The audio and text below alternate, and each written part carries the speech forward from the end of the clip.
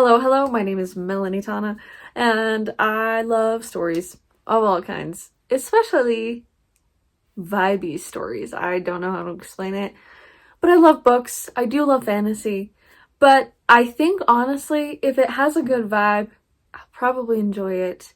If the characters aren't unbearably stupid, I'll probably enjoy it. I do love Halloween. I love this time of year. I love the haunted, witchy, eerie vibes, and I've got a pretty big TBR for this season, and I was planning my October reads, and I was like, why don't I just start in August?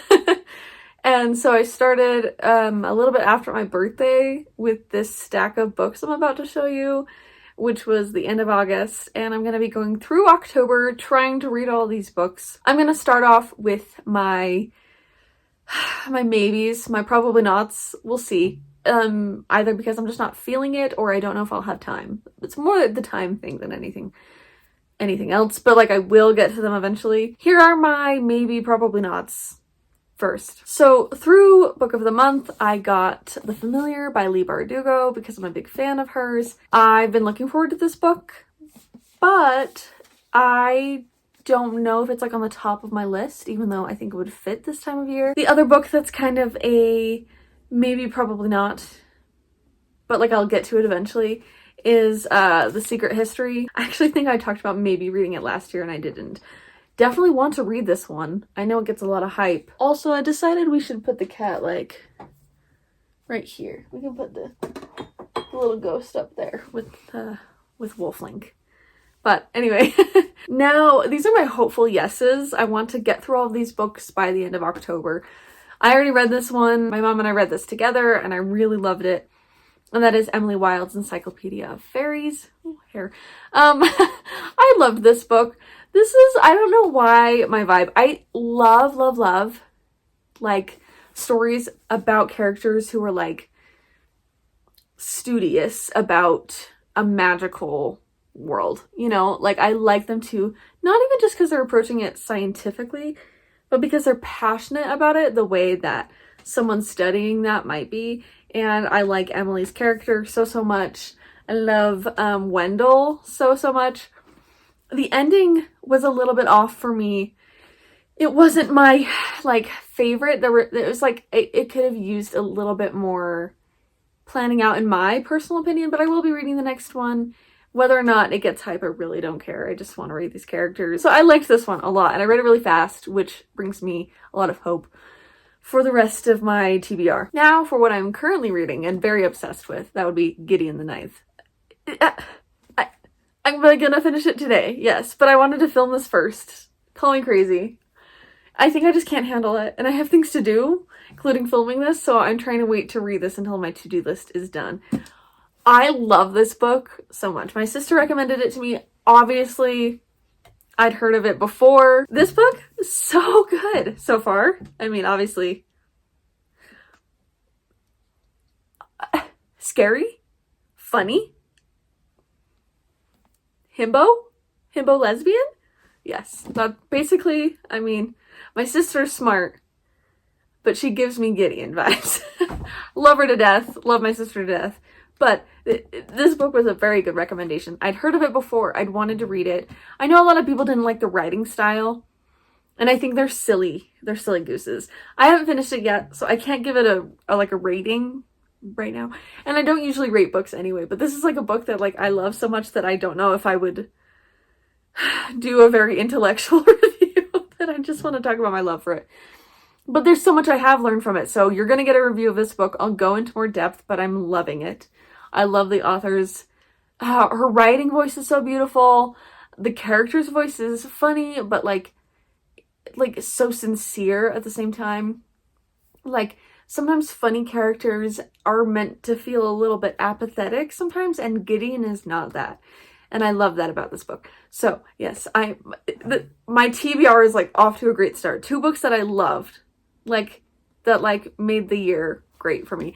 And this is one of them, and it's so good. And now I want to read the rest of the trilogy, but I will be reading the rest of my TBR before I finish this. I also started the Broken Earth, is that what it's called? The Broken Earth trilogy by N.K. Jemisin. So good. And I also want to finish that one too. So those two trilogies I will be completing after this TBR. Next, I have a horror book and a classic, We Have Always Lived in the Castle by Shirley Jackson. I haven't read this one yet. I've never read anything of hers. And this, honestly, huge part of it is that this cover, this Penguin Classics edition, is a vibe. It's also small. I really like short literature, and I used to think it was because I was lazy and and stupid and had a short attention span. But really, what you can contain in a small story is very special to me.